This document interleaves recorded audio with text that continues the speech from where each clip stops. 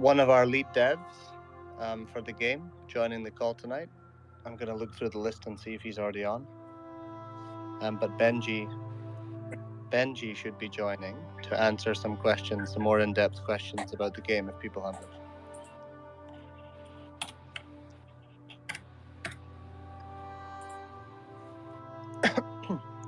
Doglord, is the stream all up and running? Is everything all good? I'm just setting that up. It should be up and running in like a minute. Good evening, everyone. Okay. I'm just going to double check with Benji that he's joining.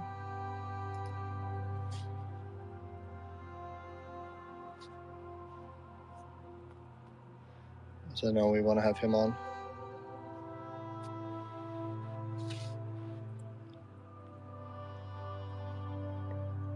Okay, let me know once everything's ready to go and we can...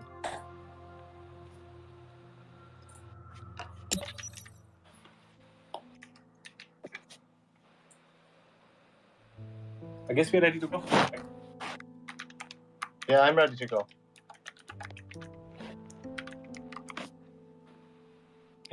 Doglord, you good to go? Yeah, all the streams are up? Yeah, all the streams are up. This is now being streamed on Twitch, YouTube, and Facebook at the same time. Okay, so thank you to everyone for joining. You're welcome. Is there anything you want to say just to start off, Doglord? No. I think we should start off with the development update. Okay, yeah. So I think a lot of people will be a little bit disappointed that are the alpha testers that there hasn't been a game update this week for today. I just want to make it clear the reason for that. The reason that we have not made any big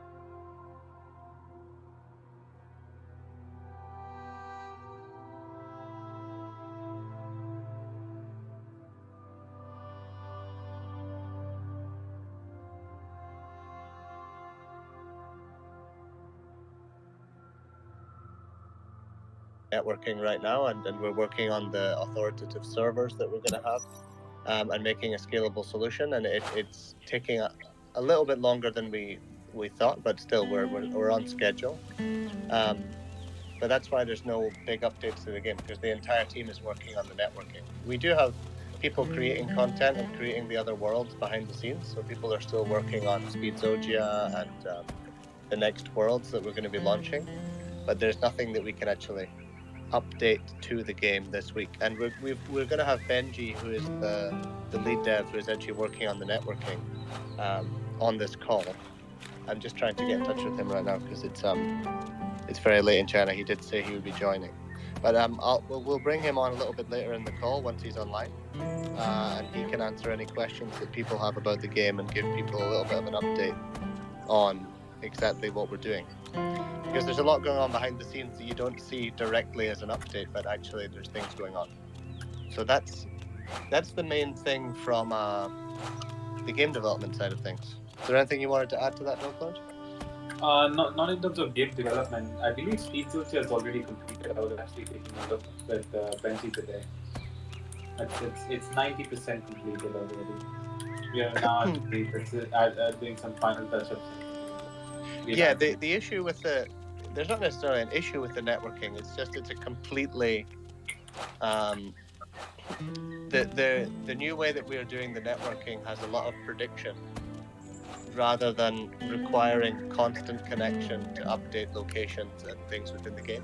There's a lot of prediction on it to reduce lag and to make it more efficient at scale and to handle 200 to 400 people per room. So that's why it's basically just coded out in a completely different way, because we pushed out the alpha in a way that because we're just trying to test gameplay and improve the gameplay.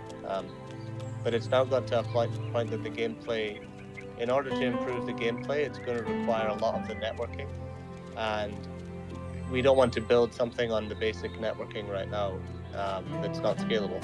So we just want to quickly switch over to the new networking as soon as possible, so that we can, develop without having to redevelop later again. But yeah, that's almost complete anyway. what else is there to? I think a lot of people will have seen this week. We had the Cointelegraph article, and I know there was a lot of new holders coming in. So, welcome to, if there's any of the new holders that found us from the Cointelegraph article, welcome.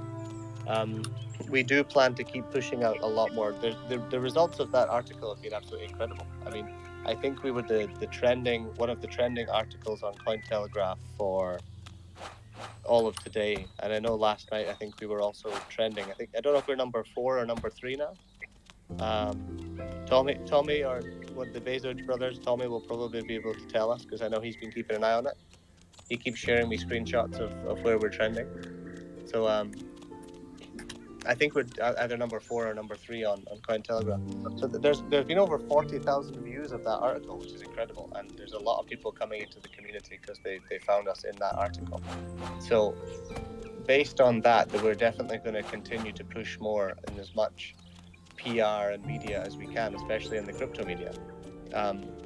Because every time we have media, then it brings in a lot of people into the community and people are finding out about our project. So the team are definitely going to be working on that. Also, with regards to marketing, we have a lot coming up. We have some new team members coming on. Once they're on properly, we'll definitely make some announcements. So we do have some new team members joining. We'll most likely be able to make some sort of announcement next week to really professionalize and scale up the marketing as much as we possibly can. We're also growing the team very, very fast in the China side and all around the world. So we're moving into a new office. I think, as we've mentioned a few times, that it's over double the size of the current one because we're scaling up really fast.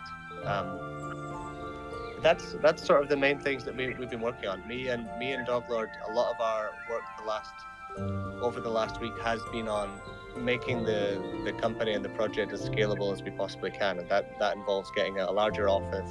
It involves scaling out the teams, hiring the leads of each team, and we've been interviewing a lot of people, which is taking a lot of our time. And I know that's a little bit boring to hear on the AMA, but we've had a lot of interviews, and there's a lot going on behind the scenes in terms of scaling out the Bezoge team and the Legends of Bezogia team. Something to also look forward to is the Globe Soccer Awards that's taking place in Dubai, where Legends of Bezogia is sponsoring the event. Yeah, so we'll have a lot of sports celebrities and other highly influential people in that event who would be exposed to the Bezoge ecosystem. Yeah. The Globe Soccer Awards will be amazing. That's on the 27th of December, I believe. So a week today. Yeah, and there should be a lot of promotion going on through their social media channels and our social media channels together in the lead up to the event and during the event. TikTok are also streaming the event. I think there should be millions of viewers. So there's definitely going to be a lot of exposure to our project through the Globe Soccer Awards sponsorship. So I'm excited to see what happens in the lead up this week and over the weekend as well. Next weekend. Sorry, next Monday I think the event is. Is that correct? If I'm not getting that wrong, I believe it's 27th. That's right. Yeah. I know a lot of the Bezoge team will be going. So I know Oscar is planning to go if he's able to go without his COVID issues, because I know he had COVID last week. If he's able to go, he'll be going. I think Zach is going, Mike is going. There's a lot of people that will be. I think it's a suit and tie event, but hopefully we'll manage to fit some Bezoge merch in there somehow. Maybe a suit and tie with a Bezoge hat, that's acceptable. But we'll definitely try and represent as much Bezoge as we can and introduce the project to a lot of these high net worth individuals and a lot of the football players, soccer players as you'd call them in the US, will be there. So it's a good opportunity for us to promote the project and make potential partnerships with a lot of high level people that will also be at the event. So there's about 6, I can't remember how many tickets we have. I think we have 8 or 10 tickets. We're going to try and get as many people as we can at the event to represent the project. So that's definitely going to be happening. Oscar. Let me bring on Oscar because he's planning some things around the event as well and some other things.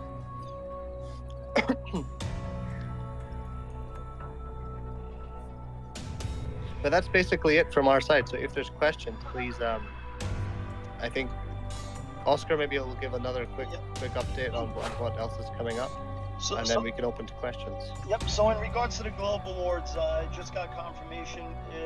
Our merchandise will be handed out to the guests. There's, I believe, around 600 guests that are included, which is, the sports athletes, as well as representatives from some of the biggest soccer clubs, as well as some of the larger companies such as TikTok and so forth. So we should get a tremendous leverage off of our merchandise, as we are going to be, I think, the only company or project that will have their merchandise given out throughout the award show. So I think that's something that is very important. That's all I got for this one, guys. Okay. That's good to hear. It's good that we're handing out the merch. I'd actually forgotten about that. I knew that was happening.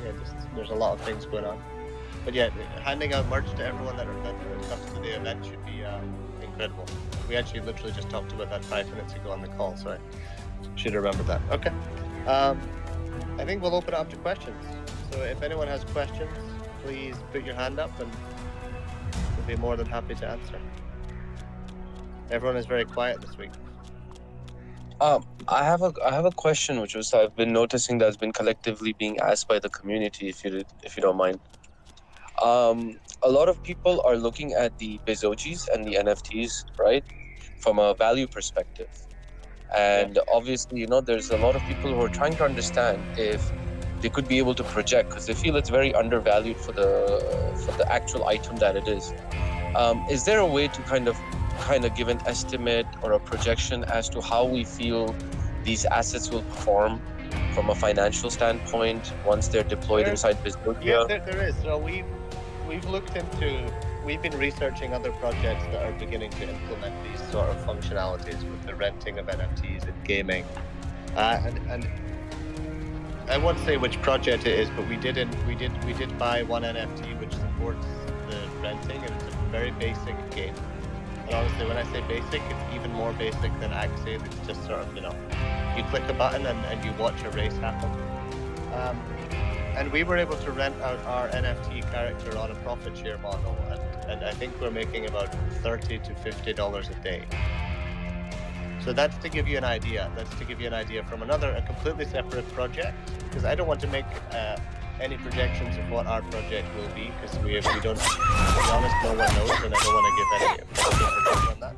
But this is real information from a project that we bought on the side just to test, because we want to make sure we can see how their ecosystem's working and how their systems work for the rental, and it makes us $30 to $50 a day at the moment for a very basic game. Do you mind asking you, what did you pay for this NFT? Doglord can tell you. I think it was $3,000. It's about 0.8. Yep, $8,000. Yeah, 0.8 ETH. So we are technically at a floor of a quarter ETH, gravely undervalued. That's what a lot of people are asking me, because they're trying to increase their collection now. They want to pick out more Bezogis, colors they like, and that's what they're asking me. And I said, yeah, we're fresh, we're hot, we haven't been deployed, and imagine the summoning and all these other things that create value out of NFTs. I just wanted to give them a sensible, obviously no financial advice, just give them some kind of sensible advice. Yeah. That's all. That's one of the main reasons that we bought that NFT, because we need to understand how other projects are also doing it and research this, and to give realistic information. This is the game that this is on is a very basic game with almost zero functionality. It's literally click a button and watch a race, and it's random. So with a game that basic, that's literally just HTML, a couple of pixels moving across a screen, we can make $30 to $50 a day. Just imagine what you could make from a full MMORPG with 3D characters running around, and actually fighting and all these different complexities to the game. I think that the rental has the potential to be a lot higher than that. I agree. But that's also on to be honest on that one. That's also us taking a 90% profit share. We as the landlord or the owner of the NFT put it at 90%, not the 30% that we're planning to do on Bezoge. So if you divide that number by 3, that's more realistic. To give an exact comparison.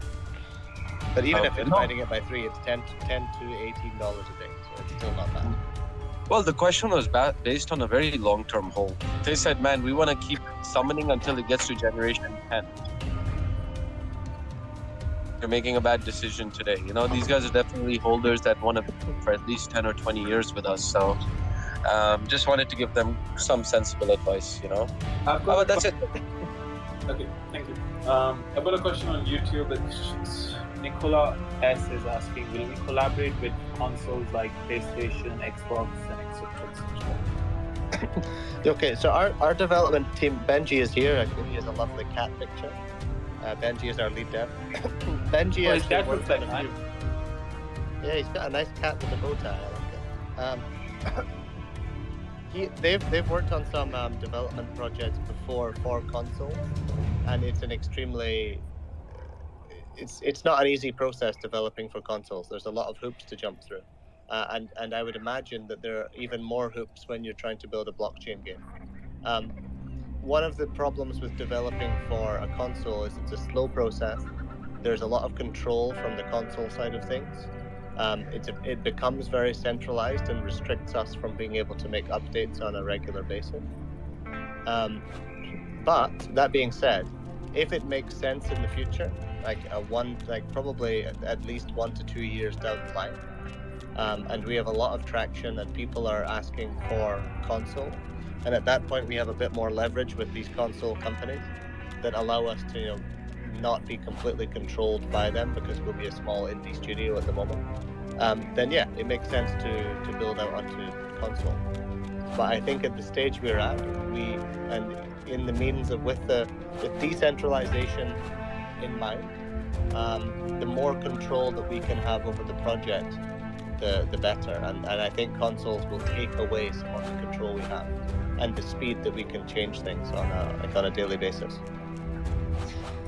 So we're not rushing into consoles. To add to that, moreover, consoles that still aren't ready for blockchain gaming yet. There's not a single game on the console that has wallet integration.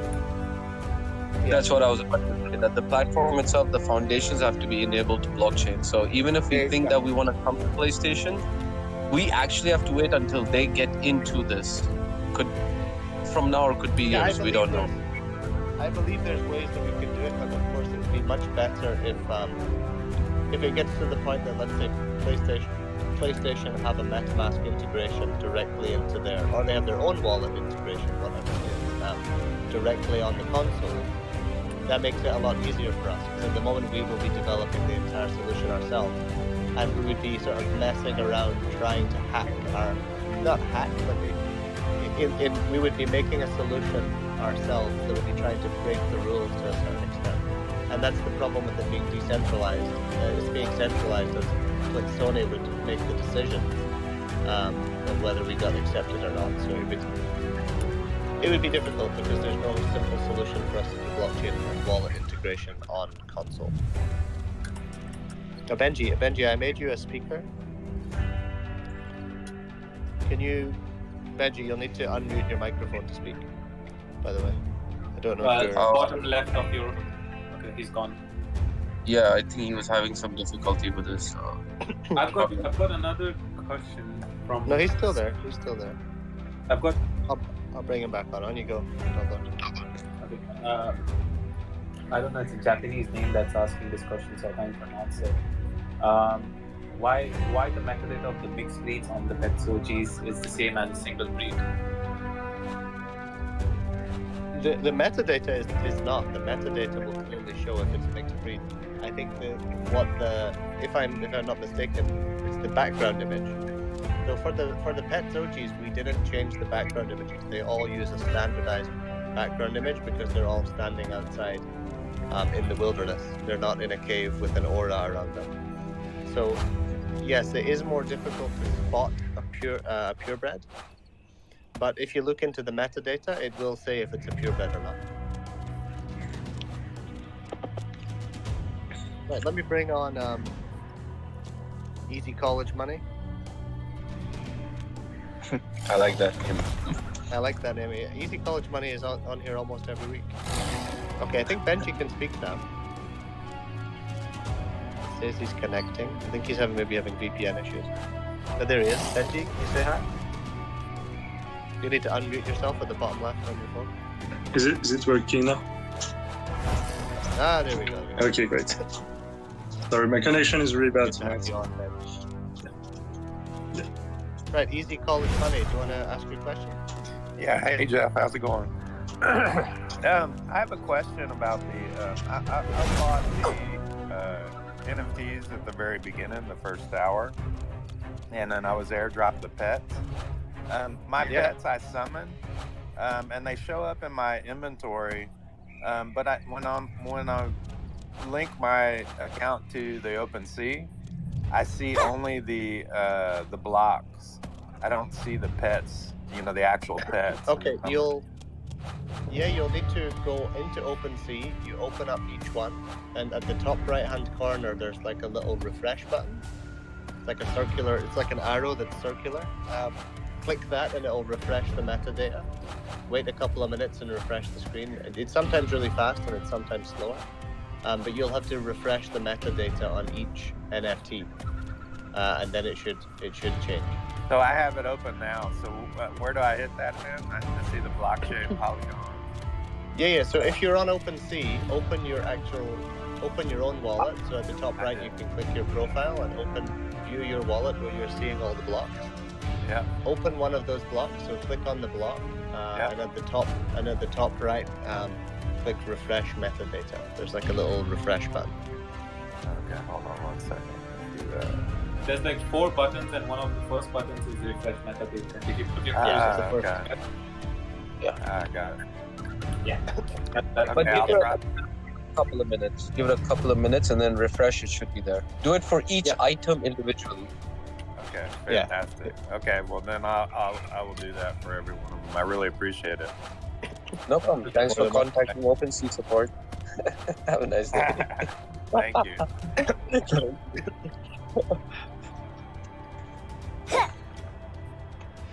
Right, let me get on to Carrie. Carrie has a question this week. It's very rare that Carrie actually asks questions on these games. Hey, Carrie. Hi, Carrie. All right, so I have a few questions from the Telegram community members that aren't able to get on. First question is, what do you guys have in place, or is there a system in place if players are renting the NFTs and wasting time and not earning anything? Let's say they rent your NFT and they just go around and waste time. Is there anything to protect against that? And also, second question from the same person is... Can I answer that one? Oh, yes. Can I answer that one Yes, first? go ahead. So the idea about that's one of the reasons we're also testing these other platforms to make sure that we see if they've come across any of these problems and how to resolve them. But yeah, because our game is a bit different and our game is quite complex and players can do whatever they want, there is a potential issue with that. One of the ways that we consider doing that is there would be a minimum earnings per day. So the player would only be able to keep the NFT for a certain period of time if they're meeting the requirements. So let's say for example the target that the owner of the NFT set for one day is 120 blocks. If you're playing and then within an hour you've not earned a 24th of that, so 120 blocks would be five blocks. If you've not earned 5 blocks within that hour, then you would lose the ability to use that NFT, and you would have to pay for it. You'd have to pay for it in blocks. So you'd either have to pay the blocks that you're to meet the quota, or you would have to get another one. But and we would probably have a system in place that will block you if you keep just renting and not earning anything. We'll block you from renting for a period of time. if you're not meeting targets. So the main way we see of solving that is either you pay with blocks that you've already earned before, pay in advance if you've not met the quota and you've been put on that list of people that are blocked for 24 hours or whatever it is, or there's the targets and you can just hit the target. And as soon as you miss the target, you have to either pay to top up to meet the target or hand it back. Perfect. Sounds great. Okay, can you also confirm the tax on moving NFTs to another wallet? There's no tax moving NFTs to another wallet. Okay. I was You're thinking there moving would on, moving on Matic. So Matic to Matic transfer is like less than a cent in most cases. Yeah, there's a gas fee, but I think what you're talking about is the royalty. I think you might be talking about the royalty, Carrie. So Yes. there's a royalty on Opensea. We take 2.5% of each transaction, and Opensea also takes 2.5% of each transaction. So in total, if you sell a Bezoge for 1 ETH, you will get 95% of that. So you'll get 0.95 ETH. And 2.5% of that goes to us, and 2.5% of that goes to Opensea. Once we develop our own NFT platform, we'll most likely reduce that percentage a little bit down to 4.5%, around 4.5%, because that 4.5% will all go to us, rather than 2.5% having to go to Opensea, because it'll be traded on our own platform. Okay. Last question. VR. Are you guys looking at implementing VR into the game? All I'll say to that is one word: yes. Okay. Thanks, guys. That's it. The other questions we had, I'll put into the DAO because they're more suggestions about the game. So Also, thank you. Sorry, more than the one word. Benji and a lot of the development team have launched several VR games. Some VR games. They're one of actually the only game development teams, I believe, in the world that have developed VR games that are cross-compatible on non-VR systems. So you can play the game in regular mode, like on a desktop, and play together with people that are playing in VR. And that's something that is extremely difficult to do. So that's something that they've developed before. We probably won't say which games it is, but Benji, you can maybe give a little bit about that. Yes. VR is totally something we are considering. I think it won't be like the goal is to mainly have a game that is working perfectly on like PC and like Android, etc. But that's something we're considering and we've tested in the case of, and we're preparing, let's say, in the case of Legends of Bezogia.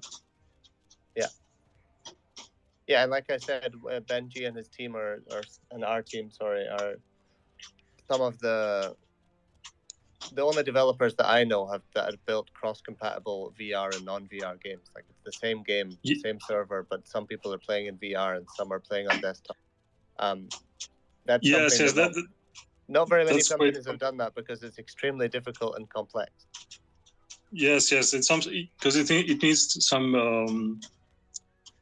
It needs a level of compatibility that is quite complex because interaction VR is done in a different way as it's done on other platforms.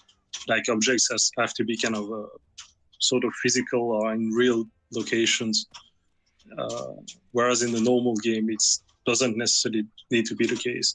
So it brings a lot of constraints, and that's something that has been done only in a very handful of cases. So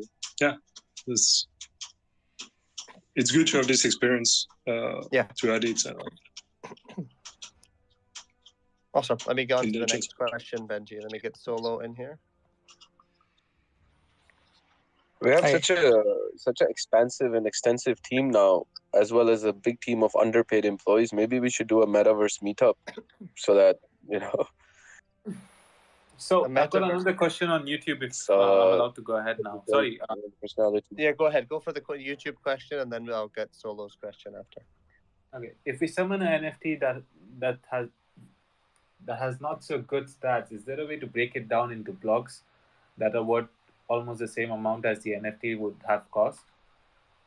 Okay, It's going to be hard to sell the NFTs with a bad stat. That's what it's. This question is by. Yeah. Jason? So definitely the items that you create, like weapons that you've minted, it will be possible to break them back down into blocks, but it will be for a slightly lower. There'll be a fee, so maybe 20 to 30% that you would lose, something like that. So yes, it will be possible to break them down. But remember, because of the way that you create them, you lose a lot if you end up with a low efficiency weapon. So you're already losing up to, you might lose 40 or 50% when you mint it because you did a low efficiency mint. And then you would lose another 20 to 30% on top of that. And all of these tokens will be burnt. They're not coming to us. All these blocks will just be burnt to reduce the supply. But yeah, we'll definitely look into a system, and we're planning this system, and it will be developed that we can break down weapons and items back into blocks. But we need to be careful with the way that we do it. We need to be very careful with any back and forth between the blocks and the NFTs, because the key mechanic of our game, and to ensure that the tokenomics are working, is that people are deflating the currency, because the blocks are it's an inflationary currency due to the blocks that will be minted in the game. So as you're playing, the more players that are playing, the more blocks are being minted and increasing the total supply of the blocks. So the minting of weapons and items within the game, and the spending of those blocks and the burning of those blocks is essential to deflate the currency back down and make sure we don't have hyperinflation of the supply of the tokens.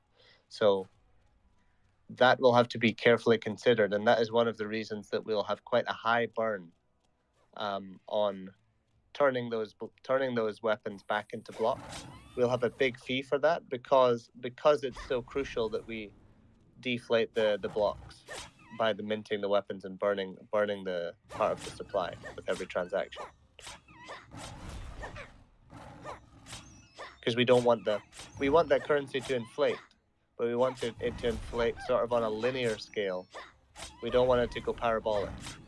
Because if the inflation and the supply of the blocks goes parabolic, then the value of the blocks may decrease significantly. So we need to be careful with that. So the answer is yes. You'll be able to break them down, but there'll be a high fee.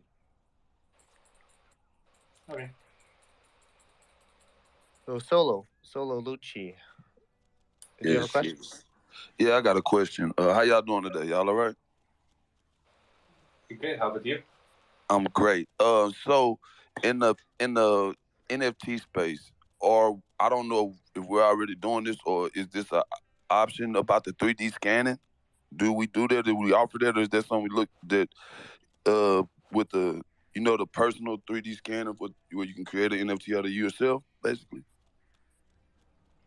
Have you heard of that tech with the?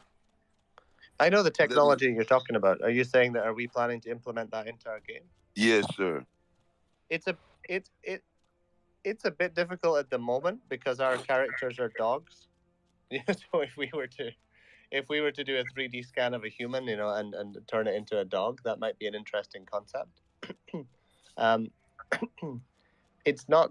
I wouldn't say that it's a tech that we're going to definitely not implement, but it's not on the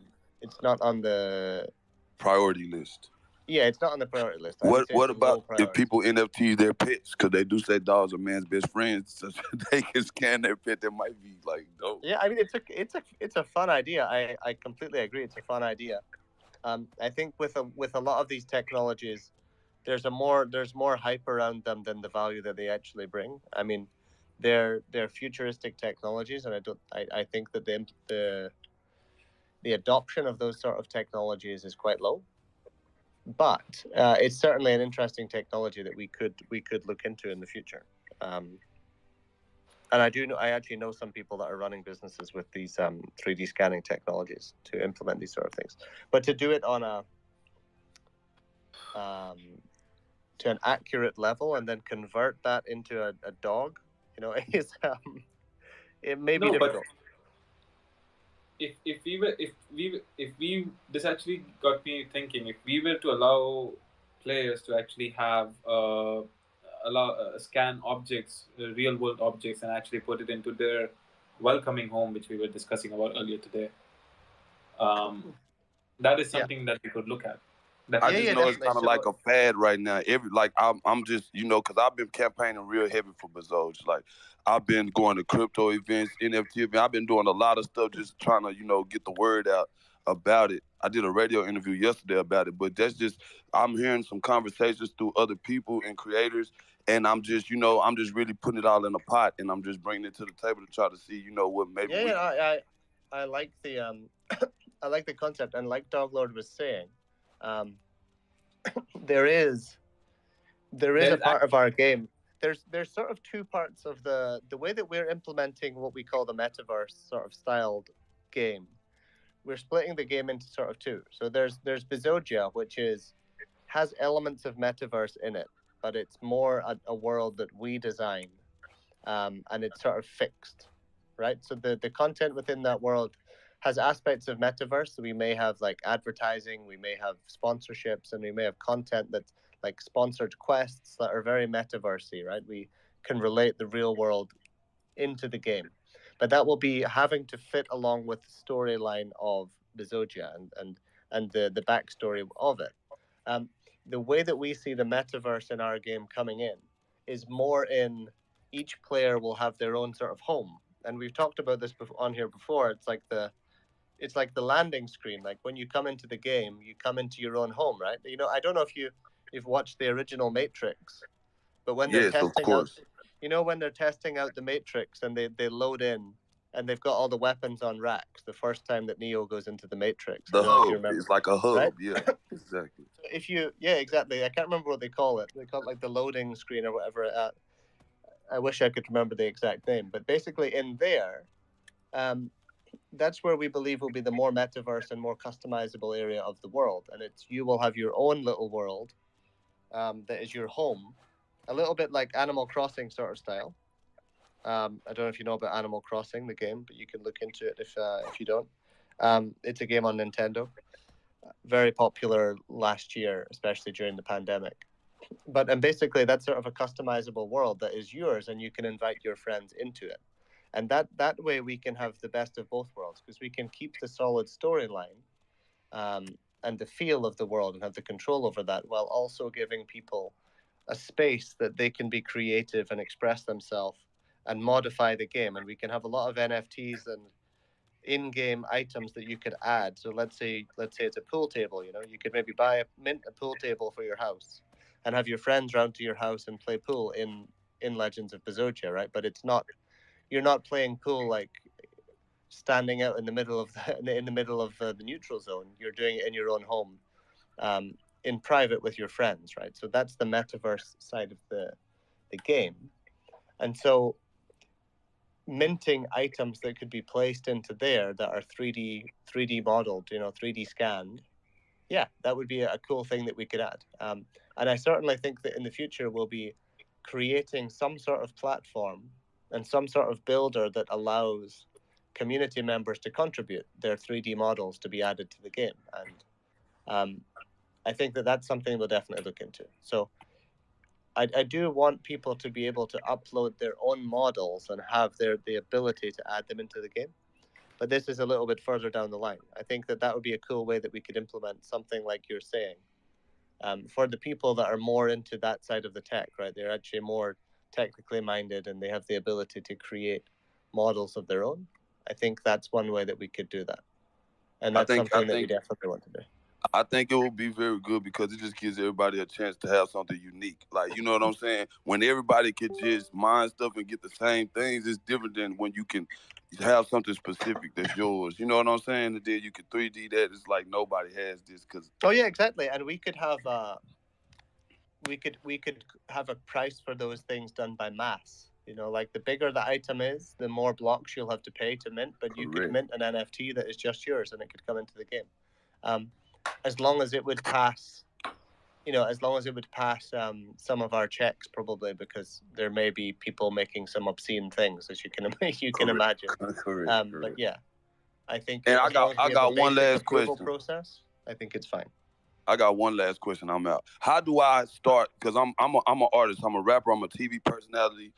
You know, I game a lot also. So I've been basically promoting I guess it's the crypto side of Bezoge. You know what I'm saying? I've been trying to cross over to the NFT space, and what I'm doing is I need to know how to get in and play, because I'm trying to get my following. I have 280,000 followers. I need them to follow me and play this.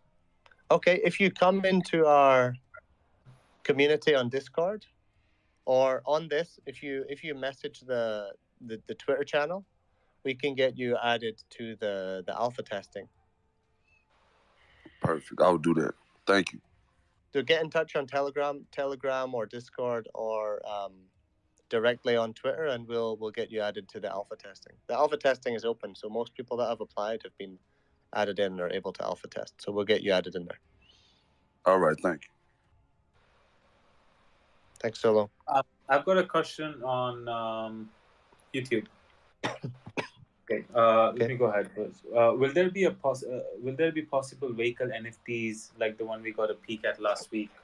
Questions by King Crypto JR Junior. Maybe. Can you say it again? I didn't understand the question. Will there be a possible vehicle NFT like we shared last week on our official accounts? What NFT? Vehicle, like a car NFT. Oh, vehicle. Okay. Yeah. There. I mean, we did share it, so yeah, it's kind of obvious. Yeah, I mean, you know the situation with that. What that is, we can't really say. But yes, there will be car NFT. There is the possibility of car NFTs, but they won't necessarily be used for driving around everywhere. That's all. That's as much detail as I can give in that. We do think I do think that yes, we probably will do a car sale at some point. And there'll be a reason for it. And I think once we announce what it is, you'll understand. Okay, that's it. We can move on to.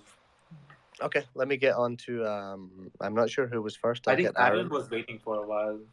Zach's a lot of people have been waiting. We can keep him on the back end. No problem. But Twitter moves the order of the people, so it's hard to keep track of who was first. It keeps switching them around.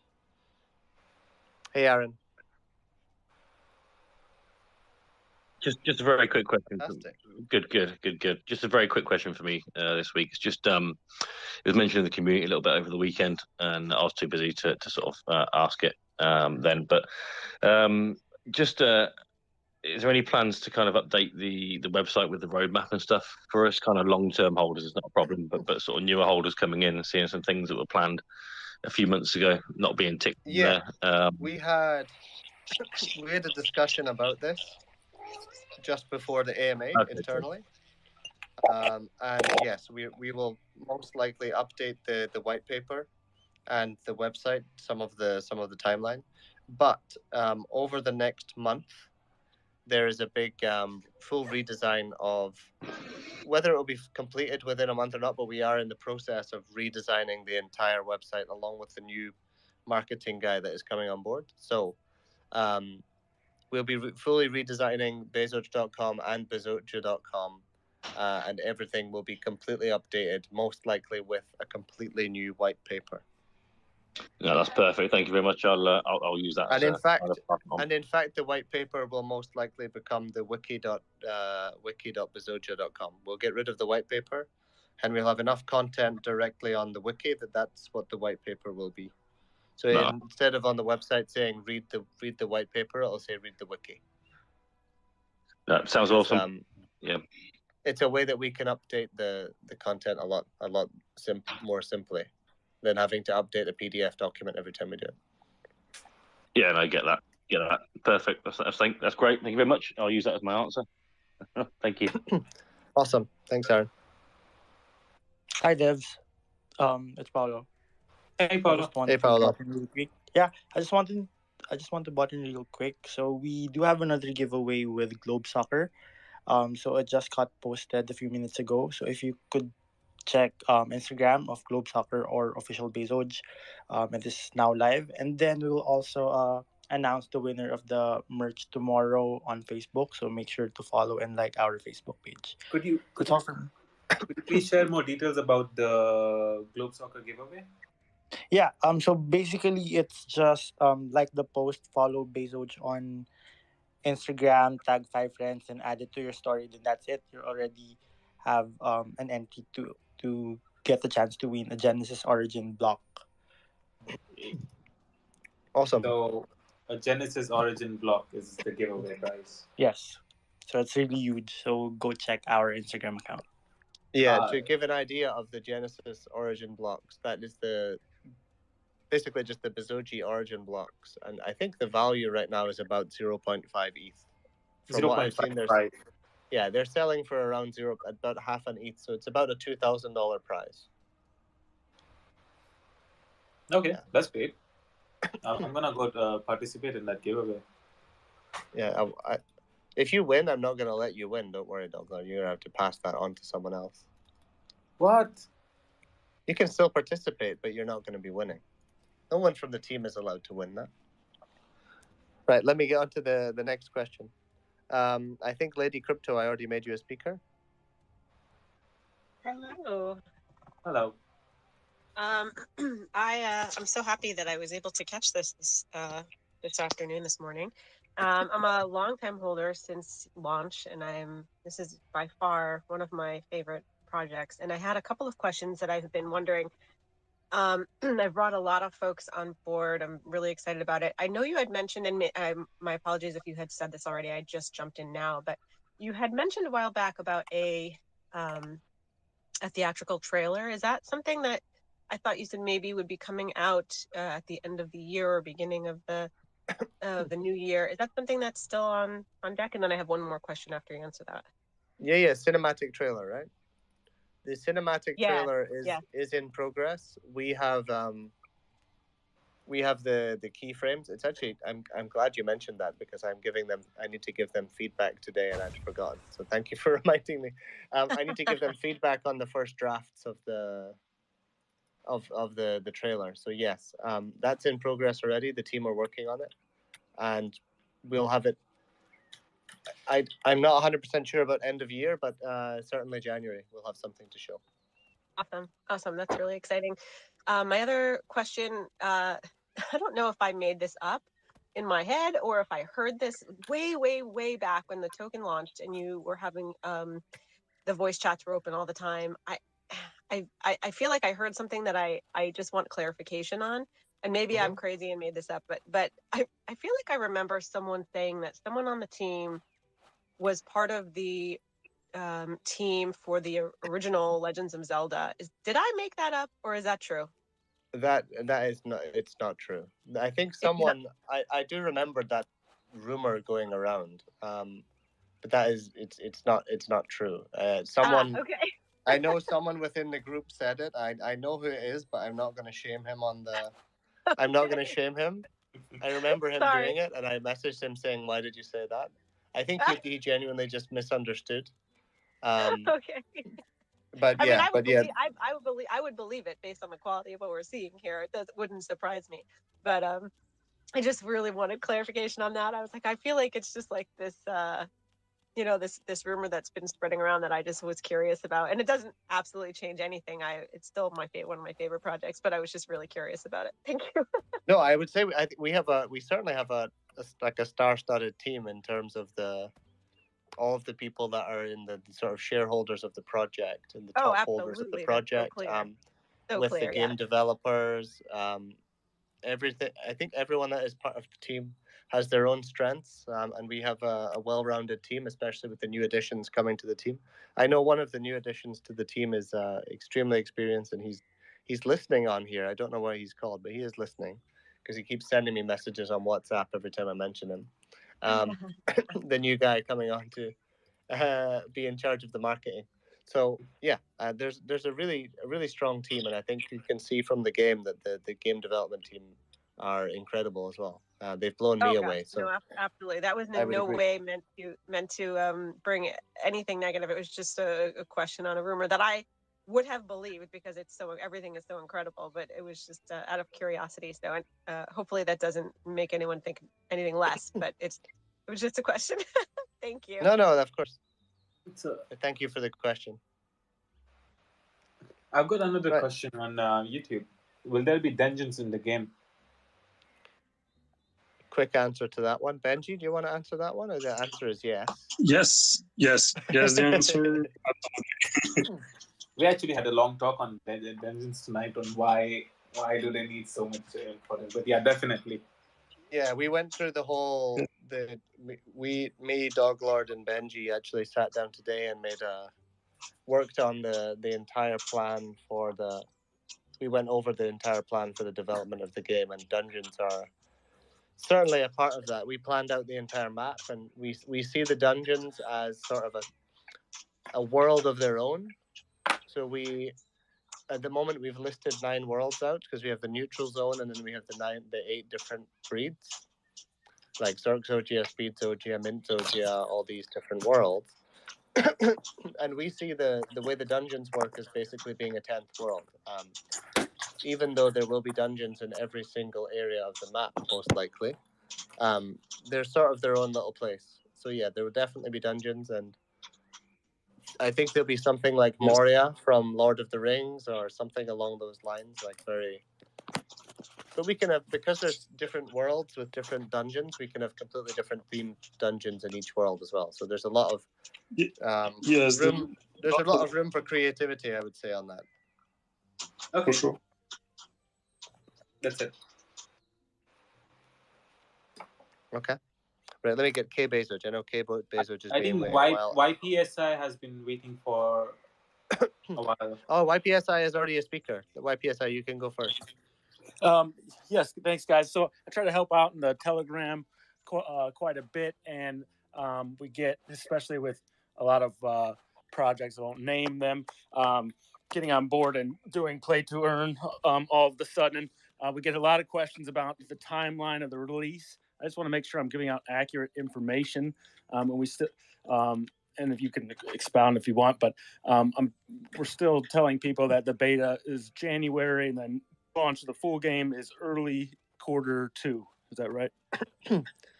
Yeah, I mean that's definitely something that we're planning for. I would, in the way that I explain it to people, is we have Q1 will be beta and Q2 will be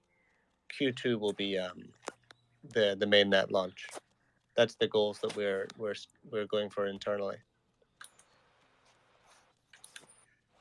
But yeah, when in Q1 the alpha, the beta, sorry, will be released.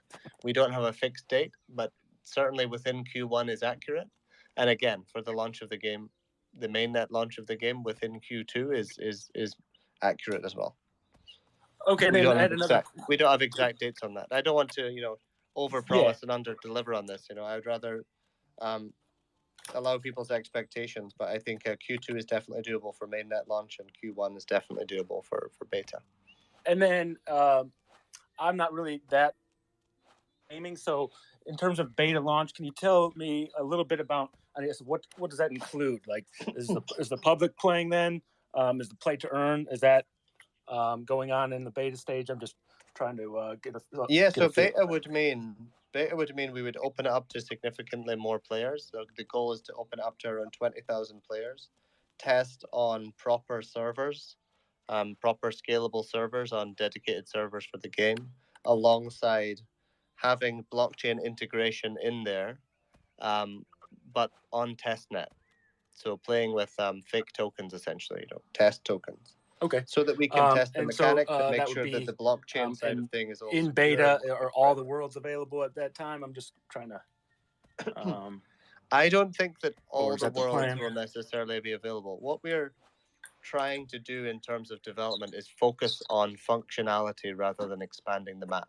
I think for most people, building in a great quest system, building in a great onboarding system, improving the combat, improving the animations of how the characters run and how they interact with the world, the friends lists and being able to like add people as friends and chat with them in separate groups and things like that, and be able to play together with your friends as a guild.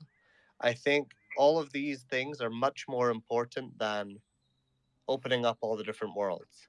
The worlds can be added alongside the mainnet launch, and I think even the worlds we we hope to have all the worlds done. We can have all the worlds done by the launch. That's not a question of can we do it. It's a question of will we do it. We most likely will have a lot of the worlds ready, but we won't launch them all at once. Um, I think that the mainnet launch will have some of the worlds, Okay, but not all of them. great. And then I had, I think, one more question, if that's okay. The I know you mentioned staking in the last AMA. I was just wondering timeline for the staking. Yeah, the staking, we've actually already gone through. The contract is basically finished. There's the staking is a little bit complex. I won't go into exactly all the details on it because we're still tweaking it. But the way that the staking is working is based on the redistribution. And because we have to factor redistribution into the staking mechanisms, we're creating something quite unique there. And it's more difficult than we had initially planned. So we do need to do some testing. But the staking is basically, the coding of that is almost finished. It's basically, we're in the testing phase. We do want to get that audited though, of course. So once we've finished that, within the next couple of weeks, we'll get it audited, and then again, Q1 we'll launch staking. Could you also tell exactly why this staking has taken so long when there's so many other staking contracts already out there? Yeah, well, because most staking contracts, and yeah, we could just copy and paste the staking contract and launch it very fast, but that's not so beneficial. So the way that we're doing staking is because we have redistribution, we're able to take that redistribution and turn it into the APY for the staking. Did I lose you or? No, I can still hear you. Can you not hear me? Okay, I can hear you now.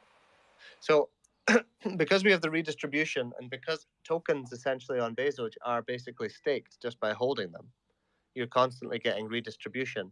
We need to design a mechanism that makes it more worthwhile. And so the staking, we have that working with the redistribution. So what it means is, as you stake into the contract, you'll get back a staked Bezoge, and that staked Bezoge will continue to increase at the same rate that the redistribution is increasing on the main token itself. Except you'll have a staked version of Bezoge that you can transfer between wallets without any tax, because your Bezoge is sitting in a smart contract staked. But so are you saying the reason easily transfer Bezoge without the 2% tax if it's staked? Yes, technically, but you've already paid the 2% when you staked it, right? So, but the way that we're basically that it's going to work is like that. So you'll be able to get back your redistribution. It's hard for me to get into, but basically the way that the staking mechanism works is the APY is defined by the redistribution. So the APY is technically is defined by the transaction volume, the trading volume of Bezoge. So the more people that are trading it, the higher the APY will be.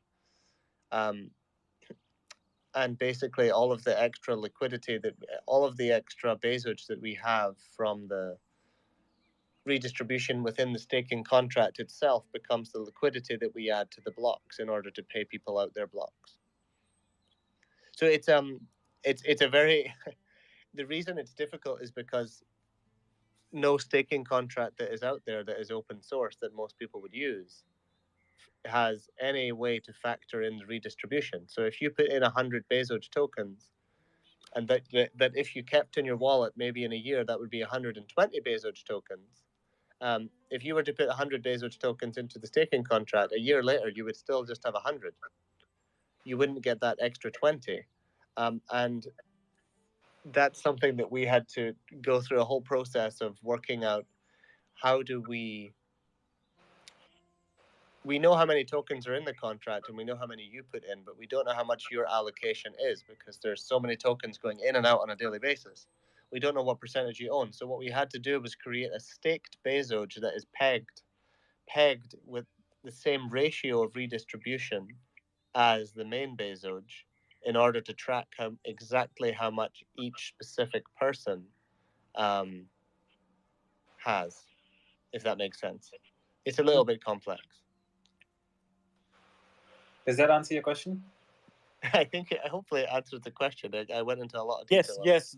You did answer the question. It seems very complex beyond my level of understanding. Yeah, it's actually not that. It's not crazy. It's not crazy complex, but the way that it has to be coded is a bit. The way that it works is very easy to explain and is actually very simple, but actually coding it out is a little bit more difficult. And it's something that we came across as we were coding out, and it's delayed it a little bit. But I'd like to have staking online. I'd like to have it online as soon as possible, and as soon as it's done, we'll have it online and audited. Then we'll have it as soon as it's done and audited and confirmed that the contract has no loopholes. Yeah, then we'll launch it. Okay. We should move on to K Bezoge. He's been waiting for a yeah, while. K Bezoge, go fire away, K Bezoge. Thanks for the question, YPSI. Or Yipsy's finest. I'm not 100% sure how to pronounce that. Yeah, it's Yipsy's finest. Thank you, guys. Love the project. Thank you. Thank you. Thank you very much. I like the 6969 at the end of your name as well there. Very suits the memes. Hi, K Bezoge. Hey, good morning, guys. This is Cal. Thanks for letting me speak a little bit. Did the alpha testing yesterday. It was amazing with the teleport. It was awesome. Anyway, I have a question that if I help out a member on Telegram who could not get on AMA. I think his name is Rocket Man, who was asking about buying land. How much will it cost and what's the earning potential? So please, can you elaborate on buying land on the game? The land is actually something that I can't tell you exactly how we're going to implement the land because it's quite a new thing as well. But we did have a big discussion today internally about the land with the development team and with Doglord. We don't know the exact pricing, but I don't think there's much we can actually say to answer that question with regards to pricing. But it will be, to market value. So whatever we see most projects are listing land at, it will be something that around the same, and it won't be anything crazy. Like we're not going to overcharge people for land, but there will be certain things within the land, like for example, profit sharing. So if someone is to kill enemies or earn blocks and transactions happen on your land, then yes, you'll take a share of it. That's one thing that will be implemented. There'll be quite a few things like that implemented. There'll certainly be a lot of advantage to having your land. Also, yeah. Sorry, I didn't mean to interrupt you. No, on you go. I was also to add to that, there's going to be lands available for almost everyone to be able to get a piece of it. So some users would like to just go for a land. Some users might want to build an estate. So we'll have different sizes of lands also being given out based on everyone's preference. So you'll have options to choose from. Yeah, we will run a script most likely. Benji's probably going to cringe at me saying that, but we'll probably create some sort of script that will break the entire map down into chunks. We're actually in progress of small, medium. We're different sized chunks, right? Like small, medium, large, extra large, like, to put it as simple as possible. That will be auctioned off. So there'll be options for people to buy land in different sizes and in different locations around the map. And what we discussed that I think I can say this. This is not really like a crazy thing, but we do plan to be quite transparent around how the earning is happening in the game, and most of the earning will be coming from killing enemies.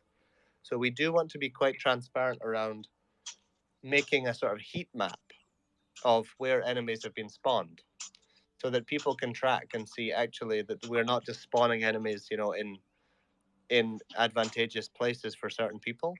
And we want to be reasonably transparent about that without literally showing every single spawn.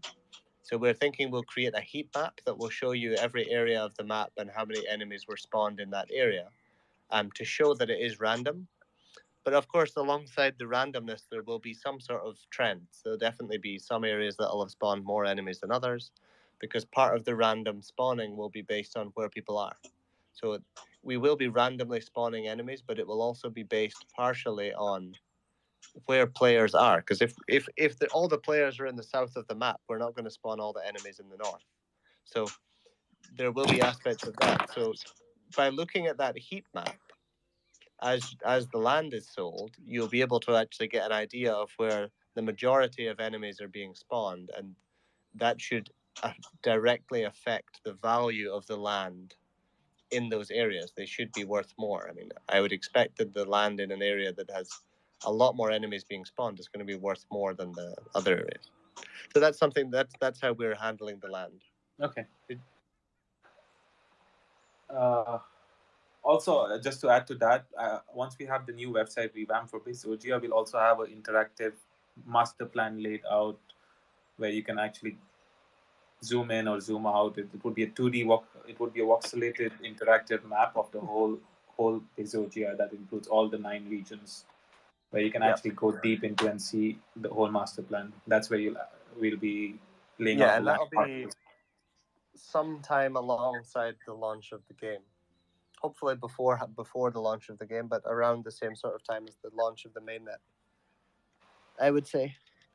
Is that accurate? Yeah, the land sales would be then, but the map would be sometime along with the. It would be with the new website. Me and Benji were having a discussion about that today. Yeah, I think we'll build the map in earlier, but yeah, there'll definitely be an interactive map. We actually were looking at the map potential today, and the game team were developing like low polygon models of the current map, so we can get an idea of how we can create a much lower polygon count that can just run very smoothly in WebGL on a browser, for people to actually view the entire world and have it broken down into all the different blocks of land, so that people can experience it in a 3D manner. I have. I guess Shall we break it down a little bit? Benji, did you have something to say? Oh, sorry. Yeah, no. For the terrain that it can be built. Yeah, there will be some areas where, for instance, monsters don't spawn and like water, etc. Just what I wanted to say before, but that's more. I guess there is some background noise behind me.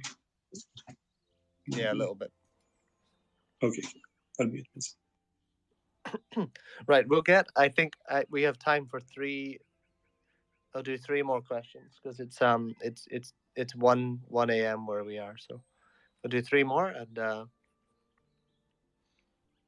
then we're done. So sorry to Superior, I think it is Superior Coco. Okay, hey, who did I just bring on as a question? I think it was Girl Memes.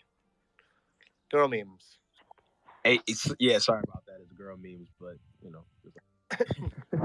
I was guessing that it was going to be a guy that was running this account. Yeah, for the most part. Question. I haven't played any like the games. I was watching the playbacks on the Telegram group. Sorry about that. And I wanted to know, what are your thoughts on making the monsters more challenging? Yeah, so we definitely are doing. We also discussed that today. The enemies will be significantly more challenging. They're going to have weapons. They're going to have range weapons. So we've already actually created some like long range weapons like bows, and we're going to have the ability to like throw weapons. This is in the development roadmap. So like throwing, we have a weapon called the hard fork, which is like a big spear. It's basically like a trident, right? It's a hard fork. you'll be able to throw those. So we are bringing in sort of range weapon attacks, and the enemies will also have weapons and will have those range attacks. So that's one thing that we're doing to make the enemies a bit more challenging. And there will be one person in our team actually dedicated to just focusing on combat and improving the combat from both perspectives, from the player perspective and also from the enemies. Another thing that is in the roadmap is group enemies. So where there'll be groups of enemies that spawn together, and they'll fight together as a group rather than just having one single person, which will make it a lot more challenging because you'll have to basically attack them as a group, right, in order to kill them all. It'll be a lot more difficult for one person to go in and kill all these enemies together. As a single unit, you'll have to go in as a team of people, as a little guild of friends, in order to kill these enemies, groups of enemies. So that's a few of the things that we are working on. I think once these, we will also most likely, we definitely will have this in the roadmap, and it's I'm not sure when we'll have it done. Is we'll have more boss enemies, so like bigger enemies that will come at a certain time of day or maybe on a schedule, where everyone has to come in and kill them together. I think there should be some bosses like that in the game as well, and that's something that we also have on the roadmap. Yes, for sure. Right now, we've been developing some changes in the network. So, but once it's done, we'll be working on the final infrastructure of the game. And then we can like really do completely long-term developments like that. So we'll have like the final version of it. So we can like work on like adding bosses, different mechanics on the monsters, etc. That will be more interesting and that will work better on the network. For instance, for boss fights, you kind of need it to be well synchronized between players. So if you have like 20 people fighting the same boss, and so this will be totally possible in the future, and we'll have more interesting interactions. Yeah, this is what I was saying at the beginning of the call, that the main development work that's been going on this week and last week is actually improving the networking and moving over to Fusion from Photon rather than the current pun that we're using. So, and the key with that is making sure that we're developing on the final framework. At the moment, we're developing on a development version of the networking that was just for speed. And allowed us to develop fast and build the mechanics and build the world and get the feedback from the community. But it was never planned to be the final networking solution. And we're now just phasing the game over to that new networking solution so that we can begin to build final code. Because otherwise, if we're developing on the previous networking and we have to suddenly change the code, then we have to change to a new networking. That means we have to recode it. So rather than develop everything on the old networking right now and then have to recode it later, we're moving over as soon as we possibly can to the final networking, and we're going to develop everything directly on there. Because in the long run it'll save time. But yes, it has meant that there's a couple of weeks where, to the public and to the alpha testers, there's not much happening. Because there's not much to show when we're just changing the back end of the game. And once it's changed, actually, it should just look exactly the same as it did before. Maybe a little bit smoother. But do note that it's essential for us to change to this networking for the final game. Otherwise, we can't do authoritative server, which is extremely important for security when it's a play-to-earn game. And also, the current solution does not scale to 200 to 400 players in a single room, which is something that we definitely want to have.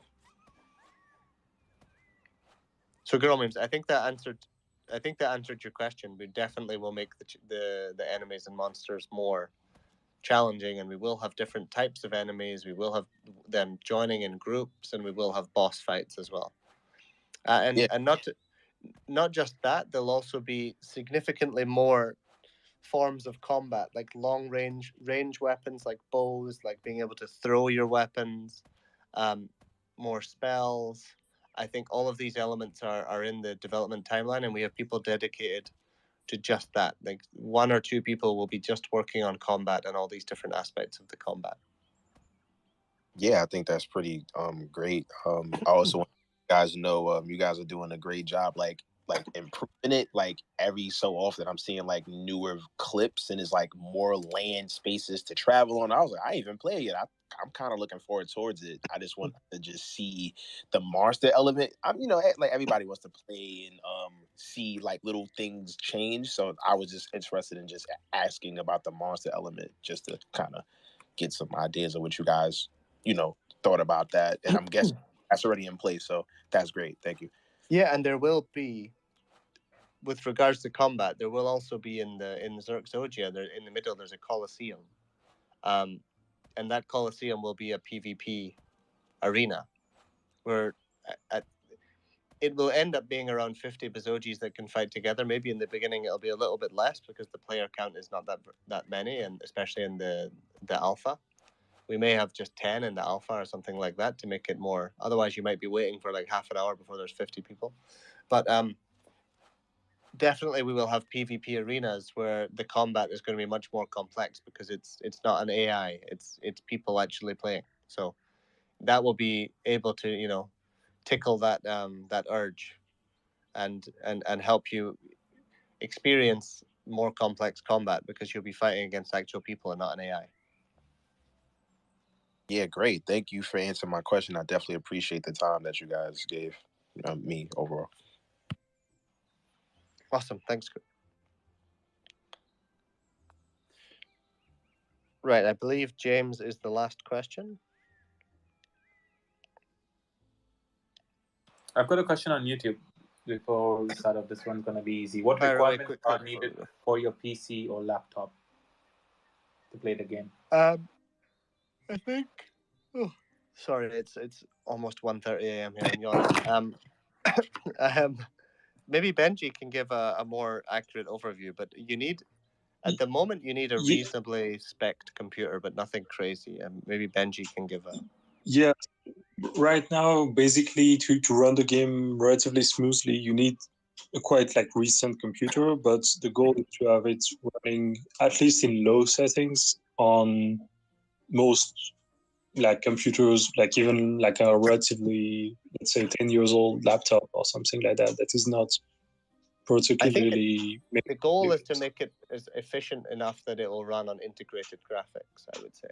Yes, yes, totally. And the way that we can do that is, Benji may disagree with me here, but I think this is the solution basically, is we can, because the game is going to run all the way down to Android, it should be able to run in a mobile scenario. If it's able to run on Android, then there's no reason why we can't have it running on very basic devices. It just means that turning it down to low settings will literally you might even be running it in lower resolution or lower shaders and settings than the Android version itself, because some phones are actually extremely powerful right now, and they may be more powerful than older laptops at running games. So we'll definitely have it running on almost every device. I think that's the goal. I mean, as long as you have a laptop or a computer within the last 10 years, it should run on the lowest settings. So I think now if you turn the resolution down to very low, not the graphics settings, but turning the resolution to low, like a very low resolution, I think it runs very well even on low spec computers.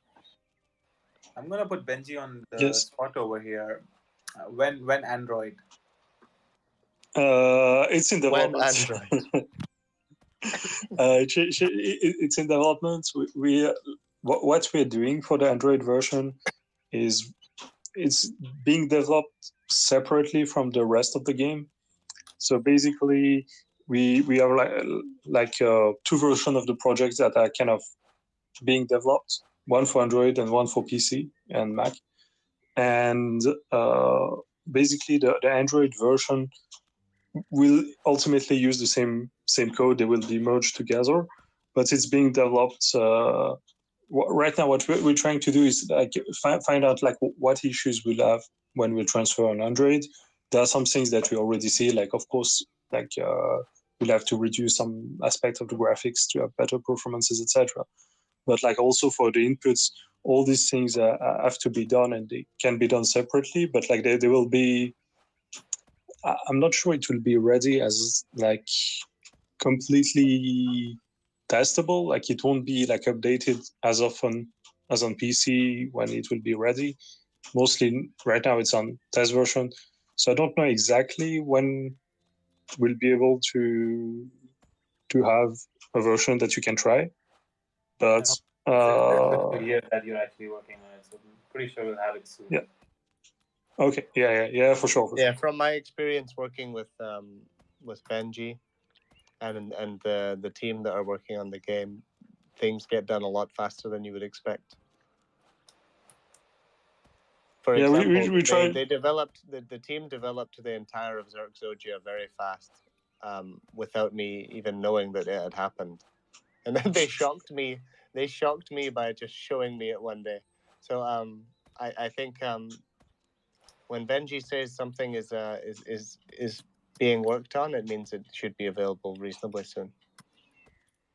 Whether we actually launch it very soon or not is a different story. But whether it's available to test internally very soon is definitely I think we should be able to test it relatively soon, and but internally at least. But I'm not sure it will be like a production ready at that time, especially if we want to have it like running like the PC version with like regular updates that are directly sent through a launcher. That would be more complex to do on Android, and that's something we have to kind of prepare over time, and that might take a few months. But yeah, good to hear. Okay. I think that answers the question. I think that's the last question as well, or maybe there was one more question. I've got one more question on YouTube. What will you do if one class is overpowered? Don't know what that exactly is. Then we'll tweak the strength of that class.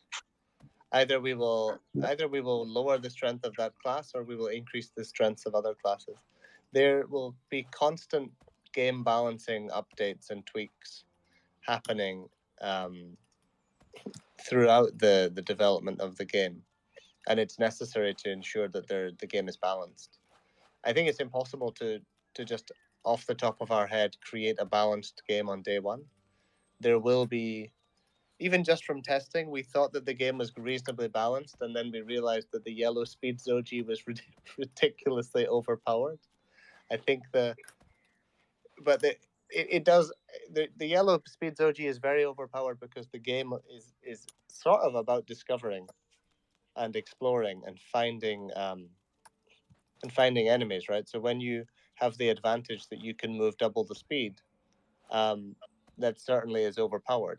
But then again, when the yellow Bezogi does actually find the enemy, it's not very powerful in terms of attacking. So there are certainly ways that we can really tweak it and make it as balanced as we possibly can, and that we're definitely developing the entire back end of the game with that in mind, with it being very easy for us to tweak characteristics quickly in order to test, and that'll be a key of the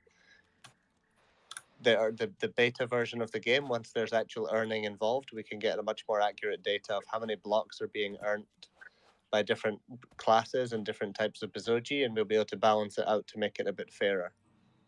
I think that's something that we can tweak once we have more data.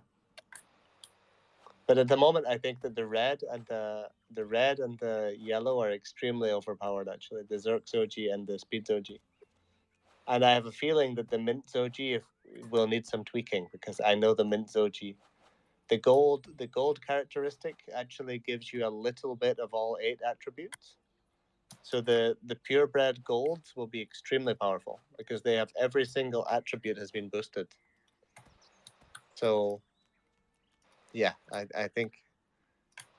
Ooh, Bobby's gonna be happy about that.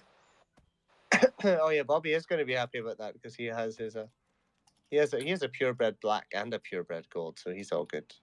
The black should also be very powerful because it'll have all the dark magic. It should be a really cool one, actually. I think the black one will be more fun to use than the gold one. But yeah, that's I think that's all we can actually answer this week because it's getting a bit late on our side. So sorry to Chris and Superior Coco. I know that you've been waiting for a while to get your questions answered, but unfortunately, I we have think to we end can it. take over. So two questions and then we can wrap it up. They've been there here for a while. Okay, if we take one more, I'll take Superior Cocos because he's been waiting for the longest. Okay. So sorry, Chris. Chris, you asked questions the last 2 weeks, and I know you're going to cater our event in the future, so you can definitely ask a question next week. So Superior, did you have a question? Yes. Thanks for taking my question. This is regarding the redistribution and the target minimum circulating supply. I was wondering if there is a target minimum circulating supply once reached. Will it eliminate the redistribution and the burn? If so, what is that number? No, there isn't. It's perpetual. The redistribution and the burn will just continue forever, and the supply will continue to decrease over time. Okay. There's no target. So I mean, at some point, depending on the amount of players there is, the amount of transactions. I mean, I would assume that it can't go on forever, or else we'll end up with zero supply at one point, right? Well, the beauty of how the supply, the redistribution and the burn works is that it works on a percentage basis. Mm-hmm. So the more that is burnt and the higher the value of each token, like if there's tokens being burnt and the market cap is staying the same, right? For example, then all you're having is that the value of each token is going up, right? Correct. And at that point, when the value of the token is going up, you have less tokens having to be transacted on each transaction because they're worth more, right? So there's less tokens being transacted, and it's a percentage, so less will be burnt, but the same amount will be burnt as a percentage. Does that make sense? Yes, so yes. because it's a percentage, the amount being burnt will go down and down and down over time. Gotcha. So it's a percentage based on the value of the token and not the actual quantity of the token. No, it's a percentage based on the quantity of tokens transacted. If you send 100 Bezoge to someone, Mm-hmm. they'll receive 98. Gotcha. It's 2%. Gotcha. But what I'm saying is, because of the value going up and the supply going down, if for example, if today I wanted to send you $10,000 of Bezoge, that might be 2 trillion. Yeah. Right. Mm-hmm. But in the future, that might be 2 billion. And so the burn is a 2% of that transaction. So at the moment, you're going to burn 2% of 2 trillion. And in the future, you'll be burning 2% of 2 billion to do the same transaction on a dollar value. And so over time, you're going to be, when the value of the tokens goes up, people will have less tokens, but they'll have the same dollar value. Got it. And so when they're doing transactions, less will be burnt because less tokens are being transacted, if that makes sense. Yeah, it makes complete sense. Okay. Well, thanks for answering the question. No, you're welcome. Thanks for waiting for so long. You've been waiting about half an hour to ask that question. I enjoy these AMAs. Thank you guys for putting them on. Really appreciate it. Oh, you're more than welcome. Fantastic. Right. Okay. I think that's the last question of the day. I think thank you to everyone for joining. I know Carrie is still a speaker. If you want to say goodbye to everyone, Carrie. I forgot to remove you as a speaker. You're just sitting there as a speaker the whole time. Yes, thanks everyone. Thank you everyone for joining. And this week it's been good to have Benji on here. He goes into a little bit more detail with the game because he knows exactly I know how the game works, but I don't know the amount of detail that Benji knows. So it's good to have him on here for once, and hopefully he'll be able to join on some future AMAs as well. I know he's he's in our office in China, so he's on the same time zone. It's 1:30 a.m. right now, but if we go any longer, he might have to drink some Red Bulls, which is not good. So yeah, Benji. So everyone knows, Benji basically lives on a diet of Red Bull, and Red Bull and food. He doesn't drink anything but energy drinks, basically. He comes in with he wakes up and he has a Red Bull for his breakfast, and then he comes to the office and he has another one, and then he goes home and he has another one before bed, and then he goes to sleep, and then he tells us he has sleep, and then he tells us he has issues sleeping. So this is how dedicated the game developer is. So yeah, That's my health